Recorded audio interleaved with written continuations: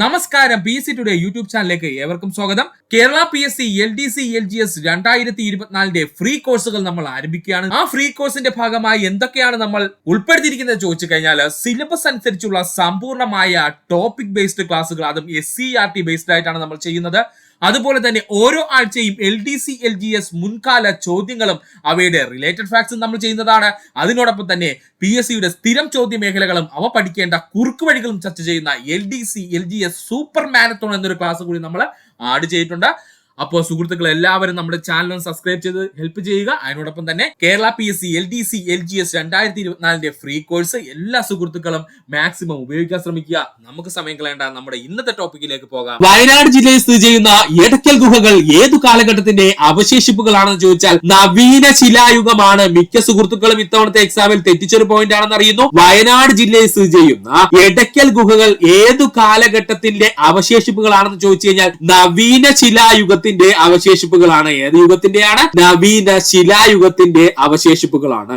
എടക്കൽ ഗുഹയിൽ ഗുഹാചിത്രങ്ങൾ കണ്ടെത്തിയ വ്യക്തിയാരെന്ന് ചോദിച്ചാൽ ഫോസെറ്റ്. മറക്കരുത്, ഇംഗ്ലീഷ് ശാസ്ത്രജ്ഞനായിട്ടുള്ള ഫോസെറ്റ് ആണ് എന്ത് കണ്ടുപിടിച്ചത്? എടക്കൽ ഗുഹയിലെ ചിത്രങ്ങൾ കണ്ടെത്തിയത്. നവീന ശിലായുഗത്തിൽ ഉപയോഗിച്ചിരിക്കുന്ന ഉപകരണങ്ങളാണ് മിനുസപ്പെടുത്തിയ ശിലായുധങ്ങള്. മറക്കരുത്, നവീന ശിലായുഗത്തില് ഉപയോഗിച്ചിരുന്ന ഉപകരണങ്ങൾ എങ്ങനെയുള്ളതായിരുന്നു? മിനുസപ്പെടുത്തിയുള്ള ശിലയുടെ ആയുധങ്ങളായിരുന്നു അവർ കൂടുതലായിട്ട് ഉപയോഗിച്ചിരുന്നത്. പ്രാചീന ശിലായുഗത്തിൽ മനുഷ്യൻ പ്രധാനമായും ഉപയോഗിച്ചിരുന്ന ആയുധങ്ങൾ പരുകൻ ശിലായുധങ്ങളായിരുന്നു. എന്താണ് പ്രാചീന ശിലായുഗവും നവീന ശിലായുഗവും തമ്മിലുള്ള വ്യത്യാസമാണ് കേട്ടോ സുഹൃത്തുക്കളെ പറഞ്ഞത്. പ്രാചീന ശിലായുഗത്തില് മനുഷ്യൻ പ്രധാനമായും ഉപയോഗിച്ചിരുന്ന ആയുധം ചോദിച്ചാല് പരുകൻ ശില വെച്ചുള്ള ആയുധങ്ങളായിരുന്നു.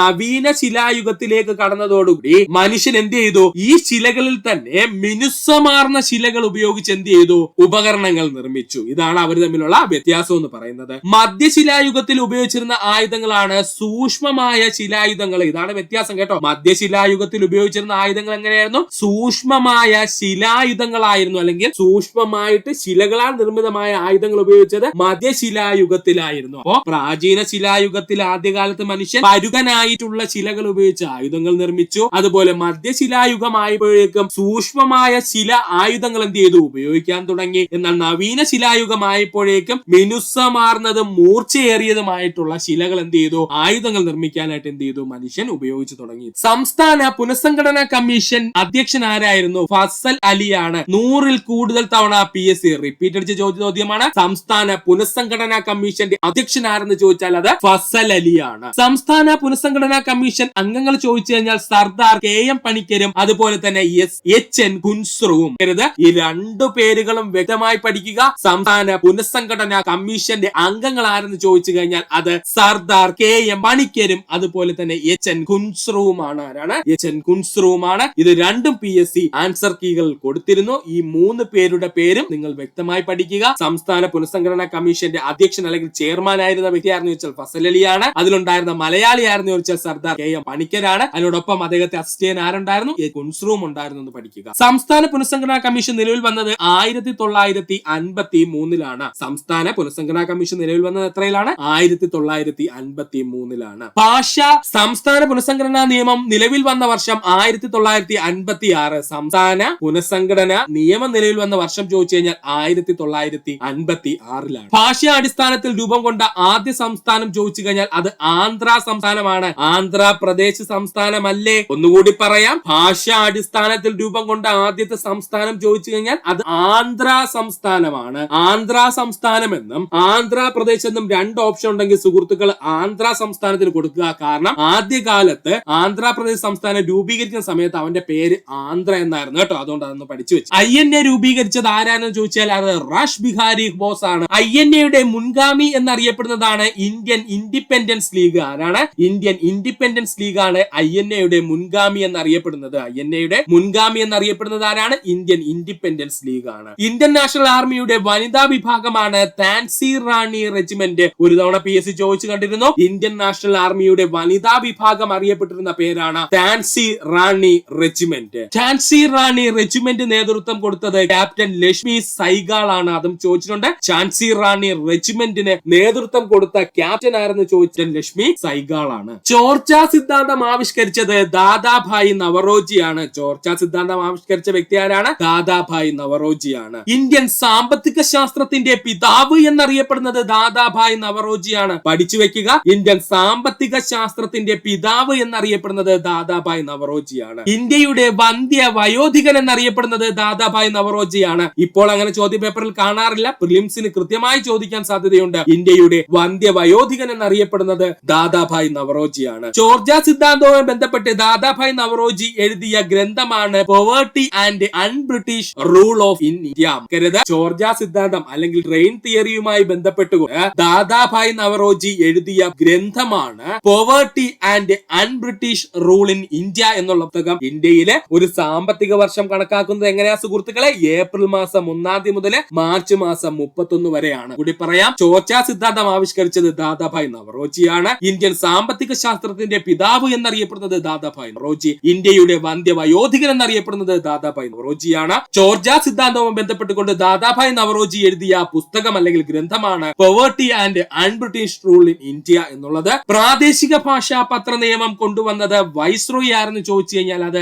ലിട്ടൻ പ്രഭു ആണ്. പഠിക്കുക, ഇമ്പോർട്ടന്റ് ആണ്. ലിട്ടൻ പ്രഭു ആണ്. പ്രാദേശിക ഭാഷാ പത്ര നിയമം കൊണ്ടുവന്ന വൈസ്രോയി ആരെന്ന് ചോദിച്ചാൽ അത് ലിട്ടൻ പ്രഭു ആണ്. സിവിൽ സർവീസ് പരീക്ഷ എഴുതുവാനുള്ള പ്രായപരിധി 21 വയസ്സിൽ നിന്നും 19 വയസ്സായി കുറച്ചത് ലിട്ടൻ പ്രഭു ആണ്. അതിന്റെ ഏജ് എന്ന് പഠിച്ചോളെ. സിവിൽ സർവീസ് പരീക്ഷ എഴുതുവാനുള്ള പ്രായപരിധി 21 വയസ്സിൽ നിന്നും 19 വയസ്സായി കുറച്ചത് ലിട്ടൻ പ്രഭു ആണ്. ഇന്ത്യയിൽ ആയുധ നിയമം നടപ്പിലാക്കിയത് ലിട്ടൻ പ്രഭു ആണ്. ഇന്ത്യയിൽ ആയുധ നിയമം നടപ്പിലാക്കിയത് ആരാ സുഹൃത്തുക്കളെ? ലിട്ടൻ പ്രഭു ആണ്. Viceroy of the reverse character, ഇതാണ് PS ചോദിച്ച ചോദ്യം. Viceroy of the reverse character എന്നറിയപ്പെട്ടിരുന്നത് ലിട്ടൻ പ്രഭു ആണ്. Viceroy of the reverse character എന്നറിയപ്പെട്ടിരുന്നത് ആരാണ്? ലിട്ടൻ പ്രഭു ആണ്. പ്രാദേശിക ഭാഷാ പത്ര നിയമം പിൻവലിച്ച വൈസ്രോയി റിപ്പൺ ആണ്. ഇത് തമ്മിലാണ് നമുക്ക് കൺഫ്യൂഷൻ ഉണ്ടാവുന്നത്. റിപ്പൺ എന്ത് ചെയ്തു? പ്രാദേശിക പത്രഭാഷാ നിയമം എന്ത് ചെയ്തു? പിൻവലിച്ചു. എന്നാൽ ലിട്ടൺ എന്ത് ചെയ്തു? പ്രാദേശിക പത്രഭാഷാ നിയമം എന്ത് ചെയ്തു? കൊണ്ടുവന്നു. ഇന്ത്യയിൽ ഔദ്യോഗിക സെൻസസ് നടപ്പിലാക്കിയ വൈസ്രോയി റിപ്പൺ പ്രഭു ആണ്. ഇന്ത്യയിലെ ഔദ്യോഗികമായിട്ട് സെൻസസ് നടത്തിയ വൈസ്രോയി ആരെന്ന് ചോദിച്ചു കഴിഞ്ഞാൽ അത് റിപ്പൺ പ്രഭു ആണ്. ഇന്ത്യ തദ്ദേശ സ്വയംഭരണത്തിന്റെ പിതാവ് എന്നറിയപ്പെടുന്നത് റിപ്പൺ പ്രഭു ആണ്. ഇന്ത്യൻ തദ്ദേശ സ്വയംഭരണ സ്ഥാപനങ്ങളുടെ അല്ലെങ്കിൽ തദ്ദേശ സ്വയംഭരണത്തിന്റെ പിതാവ് എന്നറിയപ്പെടുന്നത് ആരാണ്? റിപ്പൺ പ്രഭു ആണ്. ഒരു കൺഫ്യൂഷനും വേണ്ട. ഒന്നുകൂടി പറയാം, പ്രാദേശിക പത്രഭാഷാ നിയമം കൊണ്ടുവന്നത് ആരെന്ന് ചോദിച്ചു കഴിഞ്ഞാൽ അത് ലിട്ടൻ പ്രഭു. സിവിൽ സർവീസ് പരീക്ഷ എഴുതാനുള്ള പ്രായപരിധി 21 വയസ്സിൽ നിന്ന് 19 വയസ്സാക്കി കുറച്ചത് ലിട്ടൻ പ്രഭു. ഇന്ത്യയിൽ ആയുധ നിയമം നടപ്പിലാക്കിയത് Lytton Prabhu. Viceroy of the reverse character എന്നറിയപ്പെടുന്നത് ലിട്ടൻ. എന്നാൽ പ്രാദേശിക പത്രഭാഷാ നിയമം പിൻവലിച്ചത് ആരെന്ന് ചോദിച്ചു കഴിഞ്ഞാൽ അത് റിപ്പൺ പ്രഭു ആണ്. പ്രാദേശിക പത്രഭാഷാ നിയമം പിൻവലിച്ച വൈസ്രോയി ആരെന്ന് ചോദിച്ചാൽ റിപ്പൺ പ്രഭു ആണ്. ഇന്ത്യയിൽ ഔദ്യോഗിക സെൻസസ് ആദ്യമായി നടപ്പിലാക്കിയ വൈസ്രോയി ആരെന്ന് ചോദിച്ചാൽ റിപ്പൺ പ്രഭു ആണ്. ഇന്ത്യയിൽ തദ്ദേശീയ സ്വയംഭരണ വകുപ്പിന്റെ പിതാവ് എന്നറിയപ്പെടുന്നത് ആരാണ്? റിപ്പൺ പ്രഭു. ശാരദാ സദൻ സ്ഥാപിച്ചത് പണ്ഡിത രമാഭായി ആണ്. ശാരദാ സദൻ സ്ഥാപിച്ചത് ആരാ സുഹൃത്തുക്കളെ? പണ്ഡിത രമാഭായി ആണ്. ശാരദാ സദൻ ആരംഭിച്ചത് ആരാണ്? പണ്ഡിത രമാഭായി ആണ്. സ്ത്രീകളുടെ ഉന്നമനത്തിനായി ആര്യ മഹിളാ സഭ എന്ന സംഘടന സ്ഥാപിച്ചത് പണ്ഡിത രമാഭായി. പണ്ഡിത രമാഭായിയെ കുറിച്ച് 2 പോയിന്റ് മാത്രമേ PSC ചോദിച്ചിട്ടുള്ളൂ. ശാരദാ സദൻ സ്ഥാപിച്ചതാണെന്ന് ചോദിച്ചാൽ പണ്ഡിത രമാഭായി. അതിനോടൊപ്പം തന്നെ പഠിക്കേണ്ടതാണ് ആര്യ മഹിളാ സഭ സ്ഥാപിച്ചത് പണ്ഡിത രമാഭായി. ഹിതകാരിണി സമാജം സ്ഥാപിച്ചത് വീരേശലിംഗം പന്തിലു. ഹിതകാരിണി സമാജം സ്ഥാപിച്ചത് ആരാണ്? വീരേശലിംഗം പന്തിലു. ബ്രഹ്മസമാജം എന്ന സംഘടനയുടെ സ്ഥാപകൻ രാജാറാം മോഹൻ റോയ് ആണ്. ബ്രഹ്മസമാജം എന്ന സംഘടനയുടെ സ്ഥാപകൻ ആരാണ്? രാജാറാം മോഹൻ റോയ് ആണ്. ഇന്ത്യൻ നവോത്ഥാനത്തിന്റെ പിതാവ് എന്നറിയപ്പെടുന്നത് രാജാറാം മോഹൻ റോയ് ആണ്. സത്യശോധക് സമാജം സ്ഥാപിച്ചത് ജ്യോതിറാവു ഫുലെയാണ്. സത്യശോധക് സമാജം സ്ഥാപിച്ചത് ആരാണ്? ജ്യോതിറാവു ഫുലെയാണ്. ആര്യ സമാജം സ്ഥാപിച്ചത് ദയാനന്ദ സരസ്വതിയാണ്. ആര്യ സമാജം സ്ഥാപിച്ചത് ആരാണ്? ദയാനന്ദ സരസ്വതിയാണ്.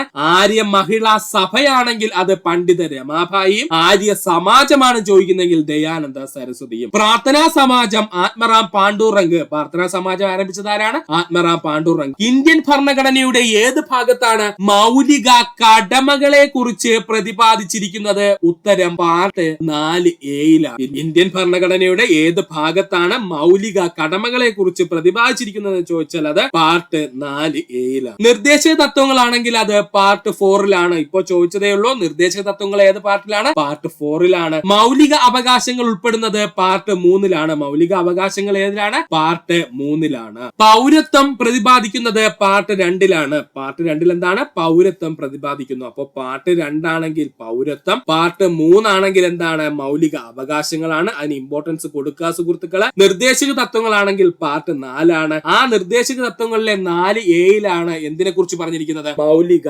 കടമകളെ കുറിച്ച് പ്രതിപാദിക്കുന്നത്.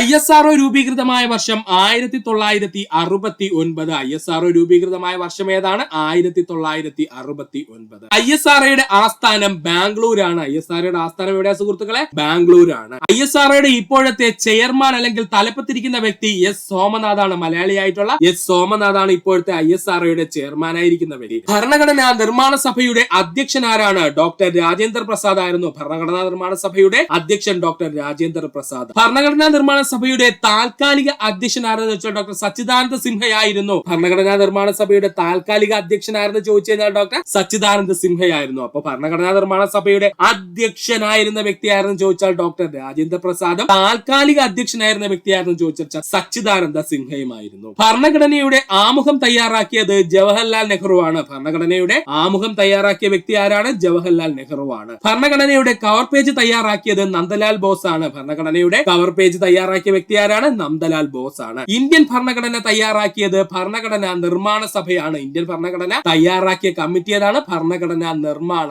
സഭയാണ്. ഡ്രാഫ്റ്റിംഗ് കമ്മിറ്റിയുടെ ചെയർമാൻ BR അംബേദ്കർ ആയിരുന്നു. 100-ൽ കൂടുതൽ തവണ PSC ചോദിച്ച ചോദ്യം. ഡ്രാഫ്റ്റിംഗ് കമ്മിറ്റിയുടെ ചെയർമാൻ ആയിരിക്കുന്ന വ്യക്തി ആരായിരുന്നു? ഡോക്ടർ BR അംബേദ്കർ ആയിരുന്നു. ഭരണഘടനയുടെ ശില്പി എന്നറിയപ്പെടുന്നത് ഡോക്ടർ BR അംബേദ്കർ. ഭരണഘടനയുടെ ശില്പി, ഇന്ത്യൻ ഭരണഘടനയുടെ ശില്പി എന്നറിയപ്പെടുന്ന വ്യക്തി ആരാണ്? ഡോക്ടർ BR അംബേദ്കർ ആണ്. അല്ലാതെ ഡോക്ടർ രാജേന്ദ്ര പ്രസാദ് അല്ല. അത് വ്യക്തമായി പഠിക്കുക. ഇന്ത്യൻ ഭരണഘടനയുടെ ശില്പി എന്നറിയപ്പെടുന്ന വ്യക്തി ആരാണ്? ഡോക്ടർ BR അംബേദ്കർ ആണ്. ഇന്ത്യൻ ഭരണഘടനയുടെ ആമുഖത്തിൽ പ്രതിപാദിക്കുന്ന ഒരേ ഒരു തീയതി 1949 നവംബർ മാസം 26-ാം തീയതി. ഇന്ത്യൻ ഭരണഘടനയുടെ ആമുഖത്തിൽ പ്രതിപാദിക്കുന്ന ഒരേ ഒരു തീയതി ഏതാണ്? 1949 നവംബർ മാസം 26-ാം തീയതി. റിട്ടുകൾ പുറപ്പെടുവിക്കുന്നതിന് ഹൈക്കോടതികൾക്ക് അധികാരം നൽകുന്ന ഭരണഘടന അനുച്ഛേദം അല്ലെങ്കിൽ ആർട്ടിക്കിൾ എന്ന് ചോദിച്ചു കഴിഞ്ഞാൽ ആർട്ടിക്കിൾ 226 ആണ് കേട്ടോ. ഇമ്പോർട്ടന്റ് ആണ്. റിട്ടുകൾ പുറപ്പെടുവിക്കുന്നതിന് ഹൈക്കോടതിക്ക്, അണ്ടർലൈൻ ചെയ്ത് പഠിക്കുക, ഹൈക്കോടതിക്ക് അധികാരം നൽകുന്ന ഭരണഘടന ആർട്ടിക്കിൾ അനുച്ഛേദം എന്ന് ചോദിച്ചാൽ അത് 226 ആണ്. സുപ്രീം കോടതി റിട്ട് പുറപ്പെടുവിക്കുന്ന ആർട്ടിക്കിൾ അല്ലെങ്കിൽ അനുച്ഛേദം ചോദിച്ചാൽ ആർട്ടിക്കിൾ 32 ആണ്. ഇതാണ് നമ്മൾ എന്ത് പേരിൽ പഠിക്കുന്നത്? ഈ പറഞ്ഞിരിക്കുന്ന റിട്ട് ആർട്ടിക്കിൾ എന്ന് പഠിക്കുന്നത് 32 ആണ്. ഈ 32 പ്രകാരമാണ് സുപ്രീം കോടതി എന്ത് ചെയ്യുന്നത്? റിട്ടുകൾ പുറപ്പെടുവിക്കുന്നത്. എന്നാൽ ഹൈക്കോടതി റിട്ടുകൾ പുറപ്പെടുവിക്കുന്നത് എങ്ങനെയെന്ന് ചോദിച്ചു കഴിഞ്ഞാൽ അതെന്താണ്? ആർട്ടിക്കിൾ 226 പ്രകാരം. റിട്ടുകളുടെ എണ്ണം ചോദിച്ചു കഴിഞ്ഞാൽ 5 എണ്ണം. റിട്ടുകളുടെ എണ്ണം എത്രയാ സുഹൃത്തുക്കളെ? 5 എണ്ണമാണ്. അതിൽ ഏറ്റവും പ്രധാനപ്പെട്ടതും PSC ഏറ്റവും കൂടുതൽ ചോദിച്ചിട്ടുള്ള റിട്ടാണ് നമ്മൾ ആദ്യം പഠിക്കാൻ പോകുന്നത് ഹേബിയസ് കോർപ്പസ്. എന്താ ഹേബിയസ് കോർപ്പസ് എന്ന് വെച്ചാൽ നിയമവിധേയമല്ലാത്ത തടവിൽ വെച്ചിരിക്കുന്ന ഒരാളെ മോചിപ്പിക്കുന്നതിന് പുറപ്പെടുവിക്കുന്ന റിട്ട് അറിയപ്പെടുന്ന പേരാണ് ഹേബിയസ് കോർപ്പസ്. എന്താണ്? നിയമവിധേയമല്ലാത്ത തടവിൽ വെച്ചിരിക്കുന്ന ഒരാളെ മോചിപ്പിക്കുന്നതിനായി പുറപ്പെടുവിക്കുന്ന റിട്ട് അറിയപ്പെടുന്ന പേരാണ് ഹേബിയസ് കോർപ്പസ്. വ്യക്തി സ്വാതന്ത്ര്യത്തിന് സംരക്ഷകൻ എന്നറിയപ്പെടുന്നത് ഹേബിയസ് കോർപ്പസ് ആണ്. വ്യക്തി സ്വാതന്ത്ര്യത്തിന്റെ സംരക്ഷകൻ എന്നറിയപ്പെടുന്നത് ഹേബിയസ് കോർപ്പസ് ആണ്. നിങ്ങൾക്ക് ശരീരം ഏറ്റെടുക്കാമെന്ന അർത്ഥം വരുന്ന റിട്ട് എന്ന് ചോദിച്ചാൽ ഹേബിയസ് കോർപ്പസ് ഇത് തന്നെയാണ്. 100-ൽ കൂടുതൽ തവണ PSC ചോദിച്ച ചോദ്യം. നിങ്ങൾക്ക് ശരീരം ഏറ്റെടുക്കാമെന്ന അർത്ഥം വരുന്ന റിട്ട് എന്ന് ചോദിച്ചാൽ അത് ഹേബിയസ് കോർപ്പസ് ആണ്. ഇമ്പോർട്ടൻസ് കൊടുക്കുക. 100-ൽ കൂടുതൽ തവണ PSC ഇതിൽ എല്ലാ ചോദ്യവും ചോദിച്ചിട്ടുണ്ട്. ഹേബിയസ് കോർപ്പസ് എന്ന് പറഞ്ഞു കഴിഞ്ഞാൽ നിയമവിധേയമല്ലാതെ ഒരു വ്യക്തിയെ തടവിൽ വെച്ചിരിക്കുകയാണെങ്കിൽ അയാളെ മോചിപ്പിക്കുന്നതിനെ പുറപ്പെടുവിക്കുന്ന റിട്ട് അറിയപ്പെടുന്ന പേരാണ് ഹേബിയസ് കോർപ്പസ്. വ്യക്തി സ്വാതന്ത്ര്യത്തിന്റെ സംരക്ഷകൻ എന്നറിയപ്പെടുന്നത് ഹേബിയസ് കോർപ്പസ് ആണ്. നിങ്ങൾക്ക് ശരീരം ഏറ്റെടുക്കാമെന്ന അർത്ഥം വരുന്ന റിട്ട് എന്ന് ചോദിച്ചാൽ ഹേബിയസ് കോർപ്പസ് ആണ്. അതുപോലെ തന്നെ റിട്ട് പുറപ്പെടുവിക്കാനുള്ള അവകാശം ഹൈക്കോടതികൾക്കും സുപ്രീം കോടതികൾക്കും മാത്രമേ ഉള്ളൂ. ഓർത്തു വെച്ചിരിക്കുക. റിട്ട് പുറപ്പെടുവിക്കാനുള്ള അധികാരം ആർക്കൊക്കെ മാത്രമേ ഉള്ളൂ സുഹൃത്തുക്കളെ? ഹൈക്കോടതിക്കും സുപ്രീം കോടതിക്കും മാത്രമേ ഉള്ളൂ. മാൻഡമസ് റിട്ട് അടുത്ത് നമ്മൾ പഠിക്കാൻ പോകുന്ന ആരാണ്? Mandamus writ. നാം കൽപ്പിക്കുന്നു എന്ന അർത്ഥം വരുന്ന റിട്ട് എന്ന് ചോദിച്ചാൽ അത് മാൻഡമസ് ആണ്. സ്വന്തം കർത്തവ്യം നിറവേറ്റാത്ത ഒരു ഉദ്യോഗസ്ഥനെയോ ഒരു പൊതുസ്ഥാപനത്തെയോ ശാസിച്ചുകൊണ്ട് കോടതി പുറപ്പെടുവിക്കുന്ന റിട്ട് അറിയപ്പെടുന്ന പേരാണ് എന്ത്? മാൻഡമസ് എന്ന് പറയുന്നത്. മാൻഡമസ് എന്ന് വെച്ചാൽ അപ്പൊ എന്താണ് സുഹൃത്തുക്കളെ? നാം കൽപ്പിക്കുന്നു എന്നാണ് ഈ റിട്ടിന്റെ അർത്ഥം എന്ന് പറയുന്നത്. പറയുന്നത് അത് മാത്രം PSC 100-ൽ കൂടുതൽ തവണ ചോദിച്ചിട്ടുണ്ട്. സ്വന്തം കർത്തവ്യം നിറവേറ്റാത്ത ഒരു ഉദ്യോഗസ്ഥനെയോ ഒരു പൊതുസ്ഥാപനത്തെയോ ശാസിച്ചുകൊണ്ട് കോടതി പുറപ്പെടുവിക്കുന്ന റിട്ട് അറിയപ്പെടുന്ന പേരാണ് മാൻഡമസ് എന്നുള്ളത് ഓർത്തു വെച്ചിരിക്കുക. അടുത്തതായി പഠിക്കേണ്ടതാണ് പ്രൊഹിബിഷൻ എന്ന് പറയുന്ന റിട്ട്. പ്രൊഹിബിഷൻ റിട്ടിന്റെ പ്രത്യേകത എന്താ സുഹൃത്തുക്കളെ? ഒരു കീഴ്ക്കോടതി അതിന്റെ അധികാര പരിധി ലംഘിക്കുകയോ, ഞാൻ പറഞ്ഞത് ഒരു കീഴ്ക്കോടതി അതിന്റെ അധികാര പരിധി ലംഘിക്കുകയോ സ്വാഭാവിക നീതി നിയമങ്ങൾക്ക് എതിരായി പ്രവർത്തിക്കുകയോ ചെയ്യുകയാണ് എങ്കിൽ കീഴ്ക്കോടതിയെ ശാസിച്ചുകൊണ്ട് മേൽക്കോടതി പുറപ്പെടുവിക്കുന്ന റിട്ട് അറിയപ്പെടുന്ന പേരാണ് പ്രൊഹിബിഷൻ റിട്ട് എന്ന് പറയുന്നത്. അതായത് ഒരു കീഴ്ക്കോടതി അതിന്റെ അധികാര പരിധിയിൽ നിന്നും പുറത്തുള്ള കാര്യത്തിൽ കയറി പ്രവർത്തിക്കുകയോ ഇല്ലെന്നുണ്ടെങ്കിൽ എന്താണ് സ്വാഭാവികമായിട്ടൊരു നീതി നിയമത്തിന് എതിരായിട്ട് പ്രവർത്തിക്കുന്നോ എന്ന് മേൽക്കോടതികൾക്ക് തോന്നിക്കഴിഞ്ഞു കഴിഞ്ഞാൽ ആ പ്രവർത്തനം നിർത്തിവെച്ചുകൊണ്ടുള്ള മേൽക്കോടതിയുടെ ഉത്തരവിനെ അറിയപ്പെടുന്ന പേരാണ് പ്രൊഹിബിഷൻ റിട്ട് എന്ന് പറയുന്നത്. എന്ത് പേരിൽ അറിയപ്പെടുന്നത്? പ്രൊഹിബിഷൻ റിട്ട് എന്ന പേരിൽ അറിയപ്പെടുന്നു. കോവാറന്റോ റിട്ട് എന്താണ്? കോവാറന്റോ റിട്ട് എന്ന് പറയുന്നത് ഒരു വ്യക്തിക്ക് അയാൾക്ക് അർഹമില്ലാത്ത ഉദ്യോഗം വഹിക്കുകയാണെങ്കിൽ ആ സമയത്ത് കോടതി ആ ഉദ്യോഗത്തിൽ നിന്നും അയാളെ പുറത്താക്കിക്കൊണ്ട് പുറപ്പെടുവിക്കുന്ന റിട്ട് അറിയപ്പെടുന്ന പേരാണ് കോവാറന്റോ റിട്ട്. അപ്പൊ ഒരു വ്യക്തിക്ക് അയാൾക്ക് അർഹതയില്ലാത്ത ഉദ്യോഗം വഹിക്കുകയാണെന്നുണ്ടെങ്കിൽ അത് തടയുന്ന റിട്ട് അറിയപ്പെടുന്ന പേരാണ് കോവാറന്റോ. കോവാറന്റോയുടെ അർത്ഥം എന്തെന്ന് ചോദിച്ചാൽ എന്തധികാരത്തിൽ. കോവാറന്റോ റിട്ടിന്റെ അർത്ഥം എന്താണ് സുഹൃത്തുക്കളെ? എന്തധികാരത്തിൽ എന്നെന്തെയും കോടതി ചോദിക്കും, മറക്കരുത്. അടുത്തതാണ് സെർഷ്യോററി റിട്ട്. എന്താണ് സെർഷ്യോററി റിട്ട് എന്തെന്ന് ചോദിച്ചാൽ ഒരു കേസ് കീഴ്ക്കോടതിയിൽ നിന്നും മേൽക്കോടതിയിലേക്ക് മാറ്റുന്നതിന് വേണ്ടി ഉത്തരവിടുന്ന റിട്ട് അറിയപ്പെടുന്ന പേരാണ് സെർഷ്യോററി റിട്ട് എന്ന് പറയുന്നത്. അതായത് ഒരുപാട് കേസുകളിൽ നമ്മൾ ഇത് കണ്ടിരിക്കും. ഒരു കീഴ്ക്കോടതിയിലുള്ള ഒരു കേസിനെ ഇപ്പോ ഹൈക്കോടതിയിലുള്ള ഒരു കേസിനെ സുപ്രീം കോടതിയിലേക്ക് മാറ്റുന്നതിന് വേണ്ടിയിട്ട് പുറപ്പെടുവിക്കുന്ന റിട്ട് അറിയപ്പെടുന്ന പേരാണ് സെർഷ്യോററി എന്ന് പറയുന്നത്. കീഴ്ക്കോടതിയിലുള്ള ഒരു കേസിനെ മേൽക്കോടതിയിലേക്ക് കൊണ്ടുപോകുന്ന റിട്ട് അറിയപ്പെടുന്ന പേരാണ് സെർഷ്യോററി റിട്ട്. ഒന്നുകൂടി പറയാം സുഹൃത്തുക്കളെ, ഈസിയാണ്. പ്രൊഹിബിഷൻ എന്ന് പറഞ്ഞു കഴിഞ്ഞാൽ ഇത്രയേ ഉള്ളൂ. കീഴ്ക്കോടതിയുടെ അധികാര പരിധി ലംഘിച്ചുകൊണ്ടോ അല്ലെങ്കിൽ സ്വാഭാവിക നീതി നിയമങ്ങൾക്ക് എതിരായിട്ട് ഒരു കീഴ്ക്കോടതി പ്രവർത്തിച്ചു കഴിഞ്ഞാൽ ആ പ്രവർത്തനം നിർത്തിവെക്കുന്നതിന് വേണ്ടിയിട്ട് മേൽക്കോടതികൾ പുറപ്പെടുവിക്കുന്ന റിട്ട് അറിയപ്പെടുന്ന പേരാണ് പ്രൊഹിബിഷൻ. ഓക്കെയാണ്. കോവാറന്റോ എന്ന് വെച്ച് കഴിഞ്ഞാൽ ഇത്രയുള്ള അർത്ഥം എന്ത് അധികാരത്തിൽ എന്ന് കോടതി അങ്ങോട്ട് ചോദിക്കും. കോവാറന്റോ എന്ന് വെച്ചാൽ എന്താണ്? എന്ത് അധികാരത്തിൽ എന്ന് കോടതി ചോദിക്കും. ഒരു വ്യക്തി അയാൾക്ക് അർഹതയില്ലാത്ത ഉദ്യോഗം വഹിക്കുവാണെന്നുണ്ടെങ്കിൽ അത് തടയുന്ന റിട്ടാണ് കോവാറന്റോ റിട്ട്. കോവാറന്റോ എന്ന് വെച്ച് കഴിഞ്ഞാൽ കോടതി എന്താ ചോദിക്കുന്നത്? നമ്മൾ ചോദിക്കും എന്ത് അധികാരത്തിൽ എന്ന് ചോദിക്കും, ഓർക്കുക. ഇനി സെർഷ്യോററി റിട്ട് എന്തെന്ന് ചോദിച്ചു കഴിഞ്ഞാൽ ഒരു കേസ് കീഴ്ക്കോടതിയിൽ നിന്നും മേൽക്കോടതിയിലേക്ക് മാറ്റാൻ ഉത്തരവിടുന്ന റിട്ടിനെ അറിയപ്പെടുന്ന പേരാണ് സെർഷ്യോററി റിട്ട് എന്ന് പറയുന്നത്. അതായത് നമ്മുടെ സാധാരണ ജില്ലാ കോടതികളിലോ മജിസ്ട്രേറ്റ് കോടതികളിലോ ഒക്കെ ഉള്ള ഒരു കേസ് വന്നു കഴിഞ്ഞാൽ ആ കേസ് എന്ത് ചെയ്യും? ഹൈക്കോടതിയിലേക്കോ സുപ്രീം കോടതിയിലേക്കോ മാറ്റുന്നതിന് വേണ്ടിയിട്ട് കൊടുക്കുന്ന റിട്ടാണ് എന്തെന്ന് പറയുന്നത്? സെർഷ്യോററി റിട്ട് എന്ന് പറയുന്നത്. എന്താ അതിന്റെ പേര്? Certiorari writ. സവർണജാഥ ഏത് സമരവുമായി ബന്ധപ്പെട്ടിരിക്കുന്നു? സവർണജാഥ ഏത് സമരവുമായി ബന്ധപ്പെട്ടിരിക്കുന്നു എന്ന് ചോദിച്ചു കഴിഞ്ഞാൽ എല്ലാ സുഹൃത്തുക്കൾക്കും അറിയാവുന്ന പോയിന്റ് ആണ് വൈക്കം സത്യാഗ്രഹം. അപ്പോ സവർണജാഥ ഏത് സമരവുമായി ബന്ധപ്പെട്ടിരിക്കുന്നു എന്ന് ചോദിച്ചു കഴിഞ്ഞാൽ അത് വൈക്കം സത്യാഗ്രഹവും. മന്നത്ത് പത്മനാഭൻ സവർണജാഥ നടത്തിയത് ഗാന്ധിജിയുടെ നിർദ്ദേശപ്രകാരമാണ്. ഇവിടെ നിന്ന് പഠിക്കേണ്ട പോയിന്റ് സവർണജാഥ നടത്തിയ നവോത്ഥാന നായകൻ അല്ലെങ്കിൽ വ്യക്തിയാണെന്ന് ചോദിച്ചാൽ അത് മന്നത്ത് പത്മനാഭനാണ്. മന്നത്ത് പത്മനാഭനെ സവർണജാഥ നടത്തുന്നതിന് വേണ്ടി നിർദ്ദേശിച്ച വ്യക്തിയാണെന്ന് ചോദിച്ചു കഴിഞ്ഞാൽ അത് ഗാന്ധിജിയാണ്. ആ പോയിന്റ് പഠിക്കുക കേട്ടോ. വൈക്കത്ത് നിന്നും തിരുവനന്തപുരത്തേക്കാണ് സവർണജാഥ നയിച്ചത്, മറക്കരുത്. വൈക്കത്ത് നിന്നും തിരുവനന്തപുരത്തേക്കാണ് സവർണജാഥ നയിച്ചത് ആരാണ്? മന്നത്ത് പത്മനാഭൻ. ഇന്ത്യയിൽ ഐത്തത്തിനെതിരായി നടന്ന ആദ്യത്തെ സംഘടിത സമരം എന്നറിയപ്പെടുന്നത് വൈക്കം സത്യാഗ്രഹമാണ്. മോസ്റ്റ് ഇമ്പോർട്ടന്റ് പോയിന്റ് ആണ് നമ്മൾ പറയുന്നത്. ഇന്ത്യയിൽ തന്നെ ഐത്തത്തിനെതിരായിട്ട് ആദ്യമായി നടന്ന സംഘടിത സമരം, അങ്ങനെ തന്നെ പഠിക്കുക സുഹൃത്തുക്കൾ. എന്ത് സമരമാണ്? സംഘടിത സമരം എന്നറിയപ്പെടുന്നത് ഏതാണ്? വൈക്കം സത്യാഗ്രഹമാണ്. വൈക്കം സത്യാഗ്രഹം ആരംഭിച്ചത് 1924 മാർച്ച് 30. ഏറ്റവും കൂടുതൽ PSC ചോദിച്ചുള്ള ചോദ്യമാണ്. വൈക്കം സത്യാഗ്രഹം ആരംഭിച്ചത് 1924 മാർച്ച് മാസം 30-ാം തീയതി. 1924 മാർച്ച് മാസം 30-ാം തീയതിയാണ് വൈക്കം സത്യാഗ്രഹം ആരംഭിച്ചത്. നേരത്തെയുള്ള PSC എക്സാമുകളിൽ നമ്മൾ വർഷം മാത്രം പഠിച്ചാൽ മതിയായിരുന്നു. ഇത് ദിവസവും മാസവും കൃത്യമായി നമ്മൾ പഠിച്ചിരിക്കണം. അതുകൊണ്ട് സുഹൃത്തുക്കൾ ഈ പോയിന്റ് ഓർക്കുക. വൈക്കം സത്യാഗ്രഹം നടന്ന ക്ഷേത്രമാണ് വൈക്കം മഹാദേവ ക്ഷേത്രം. വൈക്കം സത്യാഗ്രഹം നടന്ന ക്ഷേത്രം ഏതാണ്? വൈക്കം മഹാദേവ ക്ഷേത്രം. വൈക്കം സത്യാഗ്രഹം ആരംഭിച്ച വ്യക്തികൾ ആരൊക്കെയെന്ന് ചോദിച്ചാൽ കുഞ്ഞാപ്പി, ബാഹുലേയൻ, ഗോവിന്ദപ്പണിക്കർ. വൈക്കം സത്യാഗ്രഹം ആരംഭിച്ച വ്യക്തികൾ ആരൊക്കെയാണ്? കുഞ്ഞാപ്പി, ബാഹുലേയൻ, ഗോവിന്ദപ്പണിക്കർ. വൈക്കം സത്യാഗ്രഹത്തിന് നേതൃത്വം നൽകിയ നേതാക്കൾ ആര് എന്നാണ് ചോദിക്കുന്നതെങ്കിൽ അതാണ് TK. Madhavan, K. Kelappan, CV. Kunhiraman, അതുപോലെ തന്നെ കെ.പി. കേശവമേനോൻ. എങ്ങനെയാ പറഞ്ഞ സുഹൃത്തുക്കളെ? വൈക്കം സത്യാഗ്രഹം ആരംഭിച്ച വ്യക്തികൾ ആരൊക്കെയെന്ന് ചോദിച്ചാൽ കുഞ്ഞാപ്പി, ബാഹുലേയൻ, ഗോവിന്ദപ്പണിക്കർ. വൈക്കത്തിനടുത്തുള്ള 3 വ്യക്തികളാണ്. ഈ 3 വ്യക്തികളാണ് എന്ത് ചെയ്തത്? ആദ്യമായിട്ട് വൈക്കം സത്യാഗ്രഹം ആരംഭിച്ചത്. വൈക്കം സത്യാഗ്രഹം ശക്തമായതോടുകൂടി അതിന് പ്രധാനപ്പെട്ട നേതാക്കളുടെ ആവശ്യം വേണ്ടി വന്നു. വൈക്കം സത്യാഗ്രഹത്തിന്റെ നേതൃസ്ഥാനത്തേക്ക് തിരഞ്ഞെടുക്കപ്പെട്ട വ്യക്തികളാണ് TK. Madhavan, K. Kelappan, CV. Kunhiraman, KP. Kesava Menon. നല്ല വ്യക്തമായിട്ട് അങ്ങ് ഓർത്തു വെച്ചേക്കണേ. ഇതിൽ തന്നെ കെ. കേളപ്പനും ടി.കെ. മാധവനും PSC ഏറ്റവും കൂടുതൽ ചോദിച്ച നേതാക്കളാണ്. അവർക്ക് ഇമ്പോർട്ടൻസ് കൊടുക്കുക. വൈക്കം സത്യാഗ്രഹത്തിനോടനുബന്ധിച്ച് മധുരയിൽ നിന്നും വൈക്കത്തേക്ക് ജാഥ നയിച്ചതാണ് E.V. രാമസ്വാമി നായ്ക്കർ. എന്താ പറഞ്ഞത്? വൈക്കം സത്യാഗ്രഹത്തിനോടനുബന്ധിച്ച് മധുരയിൽ നിന്നും വൈക്കത്തേക്ക് ജാഥ നയിച്ച വ്യക്തിയാണ് പെരിയോർ എന്ന് നമ്മൾ വിളിക്കുന്ന E.V. രാമസ്വാമി നായ്ക്കർ. വൈക്കം സത്യാഗ്രഹത്തിനോടനുബന്ധിച്ച് പഞ്ചാബിൽ നിന്നെത്തിയ വിഭാഗമാണ് അകാലികൾ. വൈക്കം സത്യാഗ്രഹത്തിനോടനുബന്ധിച്ച് പഞ്ചാബിൽ നിന്നെത്തിയ വിഭാഗം ആരെന്ന് ചോദിച്ചാൽ അകാലികളാണ്. വൈക്കം സത്യാഗ്രഹത്തിൽ പങ്കെടുത്ത ശ്രീനാരായണ ഗുരുവിന്റെ ശിഷ്യന്മാരാണ് സ്വാമി സത്യവ്രതനും. അതിനോടൊപ്പം പഠിക്കേണ്ടതാണ് കോട്ടുകോയിക്കൽ വേലായുധൻ. റാങ്ക് മേക്കിംഗ് ആയിട്ട് ചോദിക്കാൻ സാധ്യതയുണ്ട്. അധികം ചോദ്യങ്ങൾ കണ്ടിട്ടില്ല, എന്നാൽ ഇമ്പോർട്ടൻസ് കൊടുക്കുക. വൈക്കം സത്യാഗ്രഹത്തിൽ പങ്കെടുത്ത ശ്രീനാരായണ ഗുരുവിന്റെ ശിഷ്യന്മാരാരെന്ന് ചോദിച്ചു കഴിഞ്ഞാൽ സ്വാമി സത്യവ്രതനും കോട്ടുകോയിക്കൽ വേലായുധനും. വിമോചന സമരത്തിന്റെ ഭാഗമായി ജീവശിഖ ജാഥ നയിച്ചത് മന്നത്ത് പത്മനാഭൻ. ഇപ്പോ നമ്മൾ എന്താ പറഞ്ഞത്?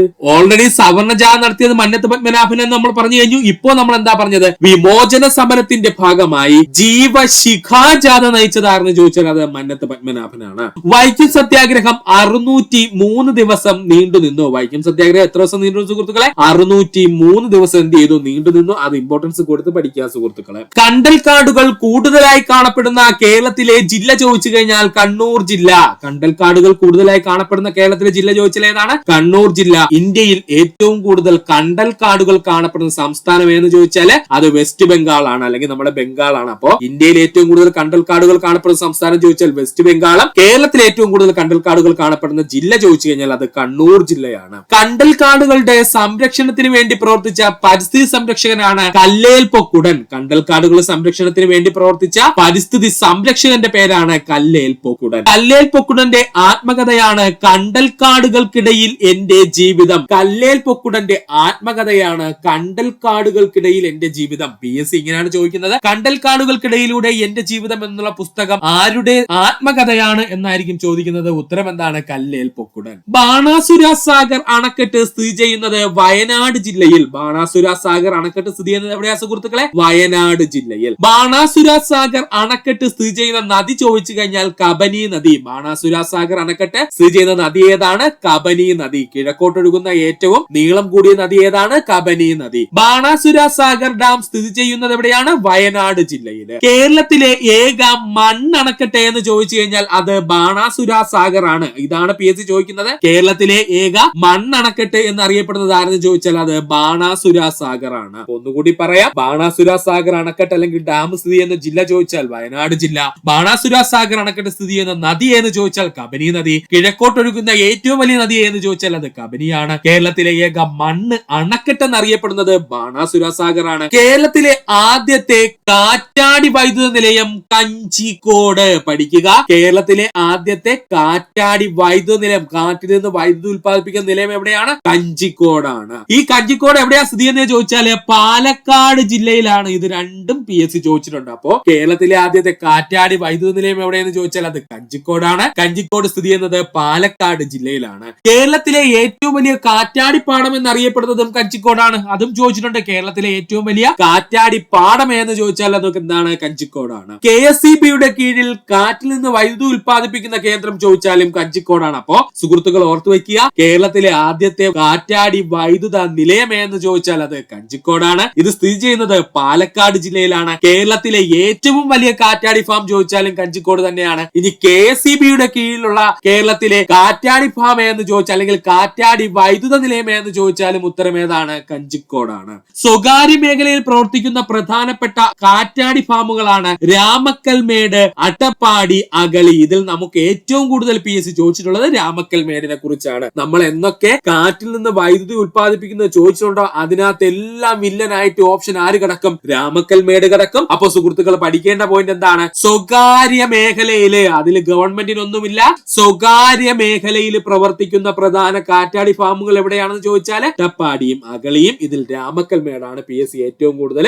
ഉത്തര സൂചികയിൽ കൊടുത്തിട്ടുള്ളത്. കേരളത്തിലെ ആദ്യത്തെ ഡീസൽ വൈദ്യുത നിലയമാണ് ബ്രഹ്മപുരം. കേരളത്തിലെ ആദ്യത്തെ ഡീസൽ വൈദ്യുത നിലയം എന്ന് ചോദിച്ചു കഴിഞ്ഞാൽ അത് ബ്രഹ്മപുരം. കേരളത്തിലെ ആദ്യത്തെ ഡീസൽ വൈദ്യുത നിലയം ഏതാണ്? ബ്രഹ്മപുരമാണ്. എവിടെയാണ് ബ്രഹ്മപുരം സ്ഥിതി ചെയ്യുന്നത്? ഇപ്പൊ തീപിടുത്തമൊക്കെ ഉണ്ടായാലും എവിടെയാണ്? യെസ്, എറണാകുളം ജില്ലയിലാണ് കേട്ടോ. എവിടെയാണ്? എറണാകുളം ജില്ലയിലാണ് ബ്രഹ്മപുരം സ്ഥിതി ചെയ്യുന്നത്. അപ്പോ കേരളത്തിലെ ആദ്യ ഡീസൽ വൈദ്യുത നിലയം ഏതാണ്? ബ്രഹ്മപുരമാണ്. സ്ഥിതി ചെയ്യുന്നത് എവിടെയാണ്? എറണാകുളം ജില്ലയിലാണ്. കായംകുളം താപവൈദ്യുത നിലയത്തിൽ ഇന്ധനമായി ഉപയോഗിക്കുന്നത് നാഫ്തയാണ്. ഒരുപാട് തവണ PSC ചോദിച്ചത് കായംകുളം താപവൈദ്യുത നിലയത്തിൽ ഇന്ധനമായി ഉപയോഗിച്ചിരിക്കുന്നത് ആരെയാണ്? നാഫ്തയാണ്. എന്താണ്? ജാതിക്കുമ്മി ആരുടെ കൃതിയാണ്? പണ്ഡിറ്റ് കറുപ്പന്റെ കൃതിയാണ് ജാതിക്കുമ്മി. ജാതിക്കുമ്മി ആരുടെ കൃതിയാണ്? പണ്ഡിറ്റ് KP കറുപ്പന്റെ കൃതിയാണ് ജാതിക്കുമ്മി. കേരള ലിംഗൻ എന്നറിയപ്പെടുന്നത് പണ്ഡിറ്റ് KP കറുപ്പനാണ്. കേരള ലിംഗൻ എന്നറിയപ്പെടുന്നത് ആരാണ്? പണ്ഡിറ്റ് KP കറുപ്പനാണ്. ഇപ്പോഴുള്ള നമ്മൾ പ്രധാനമായിട്ടും പഠിക്കേണ്ട പോയിന്റ് ആണ് നവോത്ഥാന നായകന്മാരുടെയും അതിനോടൊപ്പം തന്നെ പഠിക്കേണ്ട പോയിന്റ് ആണ് കേരളത്തിലെ പ്രധാനപ്പെട്ട സാഹിത്യകാരന്മാർക്കുമുള്ള മറ്റു പേരുകൾ പഠിച്ചു വെക്കുക. പ്രധാന കൃതികൾ പണ്ഡിറ്റ് KP കറുപ്പന്റെ പ്രധാന കൃതികൾ ഏതൊക്കെയെന്ന് ചോദിച്ചു കഴിഞ്ഞാൽ സ്ത്രോത്രമന്താരം. എന്താണ്? സ്ത്രോത്രമന്താരം. ലളിതോപഹാരം, കിളിപ്പാട്ട്. എന്താണ്? ലളിതോപഹാരം, കിളിപ്പാട്ട്. അതുപോലെ തന്നെ ഇത് രണ്ടും സുഹൃത്തുക്കൾ ഇമ്പോർട്ടൻസ് കൊടുത്ത് പഠിക്കും. കേരളത്തിലെ നവോത്ഥാന നായകന്മാരുമായി ബന്ധപ്പെട്ടിട്ടുള്ള ക്ലാസ് നമ്മുടെ ചാനൽ അപ്ലോഡ് ചെയ്തിട്ടുണ്ട് ഓൾറെഡി. അതിന്റെ ലിങ്ക് ഡിസ്ക്രിപ്ഷനിൽ കൊടുത്തിരിക്കാം. വളരെ ഈസി ആയിട്ട് കേരളത്തിലെ നവോത്ഥാന നായകന്മാരും അവരുടെ പ്രധാനപ്പെട്ട കൃതികളും പഠിക്കുന്നതിനുള്ള കോഡും നമ്മൾ അതിനോടൊപ്പം നൽകിയിട്ടുണ്ട്. അതുകൊണ്ട് സുഹൃത്തുക്കൾ ഒന്ന് ചെക്ക് ചെയ്തോളുക. കായൽ സമ്മേളനത്തിന് നേതൃത്വം നൽകിയ നവോത്ഥാന നായകൻ പണ്ഡിറ്റ് KP കറുപ്പനാണ്. കായൽ സമ്മേളനത്തിന് നേതൃത്വം നൽകിയ നവോത്ഥാന നായകനായിരുന്നു ചോദിച്ചു കഴിഞ്ഞാൽ അത് പണ്ഡിറ്റ് KP കറുപ്പനാണ്. അരേ സമാജം സ്ഥാപിച്ചത് പണ്ഡിറ്റ് KP കറുപ്പനാണ്. ഈ പോയിന്റ് ഇമ്പോർട്ടൻസ് കൊടുത്ത് പഠിക്കുക. അരേ സമാജം സ്ഥാപിച്ചതാരാണ്? പണ്ഡിറ്റ് KP കറുപ്പനാണ്. അരയ സമാജം സ്ഥാപിച്ചത്. കായൽ സമ്മേളനം നടത്തിയതും ആരാണ്? പണ്ഡിറ്റ് KP കറുപ്പനാണ്. ശ്രീനാരായണ ഗുരുവിന്റെ പ്രധാന കൃതികൾ. ശ്രീനാരായണ ഗുരുവിന്റെ പ്രധാന കൃതികൾ ചോദിച്ചാല് ദർശനമാല, ദൈവദശകം, ആത്മോപദേശ ശതകം, അനുകമ്പാ ദർശനം, കാളി നാടകം, നിർവൃതി പഞ്ചകം, ജാതി മീമാംസ, ജാതി നിർണയം, ശിവശതകം. ഇത് പഠിക്കാനായിട്ടുള്ള ഈസി കോഡ് നമ്മൾ ഓൾറെഡി പറഞ്ഞ ക്ലാസ്സിനകത്ത് ഇൻക്ലൂഡ് ചെയ്തിട്ടുണ്ട്. സുഹൃത്തുക്കൾ ഒന്ന് ചെക്ക് ചെയ്തോളുക. ശ്രീനാരായണ ഗുരുവിന്റെ ജന്മസ്ഥലം ചെമ്പഴന്തി. ശ്രീനാരായണ ഗുരുവിന്റെ ജന്മസ്ഥലം എവിടെയാണ്? ചെമ്പഴന്തി. ശ്രീനാരായണ ഗുരുവിന്റെ ജന്മസ്ഥലം എവിടെയാണ്? ചെമ്പഴന്തി. ശ്രീനാരായണ ഗുരു അരിവിപ്പുറം പ്രതിഷ്ഠ നടത്തിയ വർഷം 1888. ശ്രീനാരായണ ഗുരുവുമായിട്ട് ബന്ധപ്പെട്ടുകൊണ്ട് നമ്മൾ ഏറ്റവും ഇമ്പോർട്ടൻസ് കൊടുത്ത് പഠിക്കേണ്ട വർഷമാണിത്. 1888 അദ്ദേഹം അരിപ്പുറം പ്രതിഷ്ഠ നടത്തിയത്. 1903 മെയ് 15 SNDP സ്ഥാപിച്ചു. ശ്രീനാരായണ ഗുരു 1903 മെയ് മാസം 15 SNDP എന്ത് ചെയ്തു? സ്ഥാപിക്കുന്നു. SNDPയുടെ ആദ്യത്തെ മുഖപത്രം വിവേകോദയം. SNDPയുടെ ആദ്യത്തെ മുഖപത്രം എന്താണ്? വിവേകോദയം. SNDPയുടെ ഇപ്പോഴത്തെ മുഖപത്രം യോഗനാഥം. SNDPയുടെ ഇപ്പോഴത്തെ മുഖപത്രം എന്താണ്? യോഗനാഥം. കേരളത്തിലെ ഏറ്റവും വലിയ ജില്ല ഇടുക്കി ജില്ലയാണ്. പഠിച്ചോളണേ. കേരളത്തിൽ ഇപ്പോൾ ഏറ്റവും വലിയ ജില്ല ആരാണ്? ഇടുക്കി ജില്ലയാണ്. മറക്കരുത്. ഓപ്ഷനകത്ത് പാലക്കാട് ജില്ല കാണും. പാലക്കാട് ജില്ല 2ാം സ്ഥാനത്തേക്ക് ഇപ്പോൾ മാറ്റപ്പെട്ടിട്ടുണ്ട്. അതുകൊണ്ട് ഇടുക്കിയും പാലക്കാടും ക്വസ്റ്റ്യൻ പേപ്പറിലുണ്ടെങ്കിൽ സുഹൃത്തുക്കൾ ധൈര്യമായി ഇടുക്കി ജില്ലയ്ക്ക് ഉത്തരം നൽകുക. ഉത്തരം ഇടുക്കി ജില്ലയാണ്. കേരളത്തിലെ ഏറ്റവും ചെറിയ ജില്ല ചോദിച്ചു കഴിഞ്ഞാൽ ആലപ്പുഴ ജില്ല. കേരളത്തിലെ ഏറ്റവും ചെറിയ ജില്ല ആരാണ്? ആലപ്പുഴ ജില്ല. ജനസംഖ്യ ഏറ്റവും കൂടിയ ജില്ല മലപ്പുറം ജില്ല. ജനസംഖ്യ ഏറ്റവും കൂടിയ ജില്ല ആരാണ്? മലപ്പുറം ജില്ലയാണ്. ജനസംഖ്യ ഏറ്റവും കുറഞ്ഞ ജില്ല വയനാട് ജില്ല. ജനസംഖ്യ ഏറ്റവും കുറഞ്ഞ ജില്ല ഏതാണ്? വയനാട് ജില്ല. അതുപോലെ തന്നെ കഴിഞ്ഞ ദിവസം PSC ചോദ്യം ഇങ്ങനെയായിരുന്നു. കേരളത്തിൽ 2011 സെൻസസ് പ്രകാരം ഏറ്റവും കൂടുതൽ സ്ത്രീ പുരുഷ അനുപാതമുള്ള ജില്ല എന്ന് ചോദിച്ചു കഴിഞ്ഞാൽ അത് നമ്മുടെ കണ്ണൂർ ജില്ലയാണ്. അതുകൂടി ഒന്ന് പഠിച്ചോളണം കേട്ടോ. കണ്ണൂർ ജില്ലയാണ്. അതും സുഹൃത്തുക്കൾ മറക്കാതെ. പാത്രക്കടവ് വെള്ളച്ചാട്ടം ഏത് നദിയുടെ ഭാഗമാണ്? കുന്തിപ്പുഴ. നമ്മൾ സ്ഥിരം പഠിക്കുന്ന പോയിന്റ് ആണ്. പക്ഷെ ഇങ്ങനെയല്ല PSC ചോദിക്കുന്നത്. വിവാദമായ പാത്രക്കടവ് പദ്ധതി ഏത് നദിയുമായി ബന്ധപ്പെട്ടിരിക്കുന്നു? ഈ ക്വസ്റ്റ്യൻ ആണ് നമ്മൾ ഏറ്റവും കൂടുതൽ കണ്ടിട്ടുള്ളത്. അത് കുന്തിപ്പുഴയിലാണ്. മറക്കരുത്. പാത്രക്കടവ് വെള്ളച്ചാട്ടം സ്ഥിതി ചെയ്യുന്ന നദി എന്ന് ചോദിച്ചാൽ കുന്തിപ്പുഴയാണ്. സൈലന്റ് വാലിയിലൂടെ ഒഴുകുന്ന പുഴ എന്ന് ചോദിച്ചാൽ കുന്തിപ്പുഴയാണ്. സൈലന്റ് വാലിയിലൂടെ ഒഴുകുന്ന പുഴ ഏതാണ്? കുന്തിപ്പുഴയാണ്. സൈലന്റ് വാലിയിൽ നിന്ന് ഉത്ഭവിക്കുന്ന നദി എന്ന് ചോദിച്ചാൽ അത് തൂതപ്പുഴയാണ്. എല്ലാ സുഹൃത്തുക്കൾക്കും അറിയാവുന്ന പോയിന്റ് ആണ്, എന്നാലും ഒന്നുകൂടി പറയുന്നതേ ഉള്ളൂ. സൈലന്റ് വാലിയിലൂടെ ഒഴുകുന്ന പുഴ ചോദിച്ചു കഴിഞ്ഞാൽ അത് കുന്തിപ്പുഴയും, സൈലന്റ് വാലിയിൽ നിന്ന് ഉത്ഭവിക്കുന്ന നദി എന്ന് ചോദിച്ചു കഴിഞ്ഞാൽ അത് തൂതപ്പുഴയുമാണ്. ഉത്ഭവിക്കുന്നത് ആരാണ്? തൂതപ്പുഴയാണ്. വേദാധികാര നിരൂപണം ആരുടെ കൃതിയാണ്? ചട്ടമ്പി സ്വാമികളുടെ കൃതിയാണ്. വേദാധികാര നിരൂപണം ആരുടെ കൃതിയാ സുഹൃത്തുക്കളെ? ചട്ടമ്പി സ്വാമികളുടെ കൃതിയാണ്. ചട്ടമ്പി സ്വാമികളുടെ പ്രധാന കൃതികളെ എന്ന് ചോദിച്ചാൽ വേദാധികാര നിരൂപണം, പ്രാചീന മലയാളം, അടിവരായിട്ട് പഠിച്ചോളേ, പ്രാചീന മലയാളം, മോക്ഷപ്രദീപ ഖണ്ഡനം, വീണ്ടും അണ്ടർലൈൻ ചെയ്ത് പഠിക്കുക, മോക്ഷപ്രദീപ ഖണ്ഡനം, ക്രിസ്തുമത ചേതനം, ജീവകാരുണ്യ നിരൂപണം, അദ്വൈത ചിന്താ പദ്ധതി, ആദിഭാഷ. PSC യുടെ സ്ഥിരം ചോദ്യമാണ്. ഇതുമായി ബന്ധപ്പെട്ടിട്ടുള്ള ക്ലാസ് സെറ്റ് ചെയ്തിട്ടുണ്ട്, അത് സുഹൃത്തുക്കളും ശ്രദ്ധിക്കുക. ചട്ടമ്പി സ്വാമിയുടെ ജന്മസ്ഥലം ചോദിച്ചു കഴിഞ്ഞാൽ കണ്ണമ്മൂല. ചട്ടമ്പി സ്വാമിയുടെ ജന്മസ്ഥലം ഏതാണ്? കണ്ണമ്മൂലയാണ്. ചട്ടമ്പി സ്വാമിയുടെ സമാധി സ്ഥലം പന്മന. ഏറ്റവും കൂടുതൽ സുഹൃത്തുക്കൾ തെറ്റിക്കുന്ന പോയിന്റ് ആണ് പറയുന്നത്. ചട്ടമ്പി സ്വാമിയുടെ ജന്മസ്ഥലം ചോദിച്ചു കഴിഞ്ഞാൽ കണ്ണമ്മൂല. ചട്ടമ്പി സ്വാമിയുടെ ജന്മസ്ഥലം എവിടെയാണ്? കണ്ണമ്മൂലയാണ്. ചട്ടമ്പി സ്വാമിയുടെ സമാധി സ്ഥലം എവിടെയാണ്? പന്മന. ചട്ടമ്പി സ്വാമികളുടെ സമാധി സ്ഥലം എവിടെയാണ്? പന്മന എവിടെയാണ്? കൊല്ലം. കണ്ണമ്മൂല എവിടെയാണ്? തിരുവനന്തപുരം ജില്ല. ഈ ചാനലിന്റെ വളർച്ച എന്ന് പറയുന്ന സുഹൃത്തുക്കളെ നിങ്ങളുടെ സബ്സ്ക്രിപ്ഷനും അതിനോടൊപ്പം തന്നെ നിങ്ങളുടെ സപ്പോർട്ടുമാണ്. ഒത്തിരി സുഹൃത്തുക്കൾ ഇപ്പോഴും സബ്സ്ക്രൈബ് ചെയ്യാതെ കാണുന്നുണ്ട്. ദയവ് ചെയ്ത് സബ്സ്ക്രൈബ് ചെയ്ത് ഈ ചാനൽ ഒന്ന് സപ്പോർട്ട് ചെയ്യുക, സഹായിക്കുക.